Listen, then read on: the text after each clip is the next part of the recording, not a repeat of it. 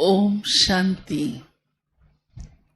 आज प्यारे बाबा ने हम बच्चों को बहुत सुंदर टाइटल दिया है। बाबा कहते हैं तुम बच्चे रमता योगी हो। रमता योगी समझते हैं ना, जो सदा योग की मस्ती में रहे, बाबा की याद में रहे। और इतना बाबा ने आज कहा है कि रात को जाग कर भी बाबा को याद करो।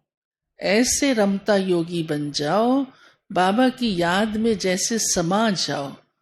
तो रात को नींद नहीं आती तो परेशान होने की भी जरूरत नहीं, बल्कि बाबा तो कहते हैं कि नींद को जीतने वाले बन जाओ। कम नींद में ही गुजारा हो जाए, बाबा की याद में समय जाए। और रात का समय तो ऐसा होता है जो किसी की कोई डिस्टरबेंस नहीं होती है। अमृत वेला इतना फ्रेश होता है, वो इतना कमाई का समय होता है। तो बाबा हम बच्चों को कितना ही भिन्न भिन्न तरीके से हमारी कमाई हो जाए, हमारा भविष्य ऊंचा हो जाए, जो हम नींद को भी जीत कर जाग कर भी बाबा की याद में रहें। फिर बाबा ने कहा है कि भविष्य पद आप बच्चों का कैसे बनेगा, वो पढ़ाई से बनेगा। और हमारी तो पढ़ाई भी बहुत आसान है, ज्ञान और योग। बाबा कहते हैं मनसा से भी करो, वाचा से भी करो, कर्मणा से भी करो, माना जीवन में पढ़ाई की धारणा हो जाए। लेकिन आज बाबा ने एक सेवा से संबंधित बहुत विशेष बात सुनाई है, जो बाबा ने कहा है कि सेवा करो लेकिन एक इच्छा नहीं रखो। वो कौन सी इच्छा? कि कुछ भी लेने की इच्छा नहीं रखो। कई बार आ जाता है मन में, भले सेवा अर्थ ही आता है, तो बाबा ने कहा मांगना नहीं है, ये भी एक इच्छा है कि पैसा आए, बाबा के घर में भंडारी भरे। हम क्यों ये सोचें?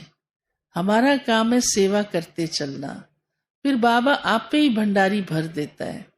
यहाँ तक कि बाबा ने कहा आप तो अपना भाग्य सुदामा के समान मुट्ठी चावल से भी बना सकते हो। तो जो भी सेवा मिले, चाहे मनसा मिले, वाचा मिले, कर्मणा मिले, हम करते चले। अच्छा, कोई के पास समय नहीं है कर्मणा करने का तो भले धन लगाए, कोई के पास धन नहीं है तो भले समय लगाए, अपनी विशेषता लगाए, कर्मणा से करे। अच्छा, कोई कुछ भी नहीं कर सकता, उसको भी बाबा ने सेवा दी हुई है। कोई माताएं आके सुनाती हैं, बहन जी मेरे पास तो कुछ भी नहीं है, मेरा तन भी ऐसा नहीं जो मैं बाबा के घर सेवा कर सकूं। तो हम कहते हैं बाबा ने कहा है कि बिस्तर पर लेटे लेटे भी आप बाबा की याद में मनसा सेवा करो, जो सारे विश्व की आत्माओं को शांति का सहयोग मिल जाए। तो बाबा ने हर बच्चे को धन से करो, तन से करो, मन से करो, अपनी विशेषता से करो, कला से करो, मुट्ठी चावल से करो, लेकिन अपना भाग्य बनाओ। तो ये भी संगम पर प्यारे बाबा ने हमें कितना अच्छा जन्म जन्मांतर का भाग्य बनाने का मौका दिया है।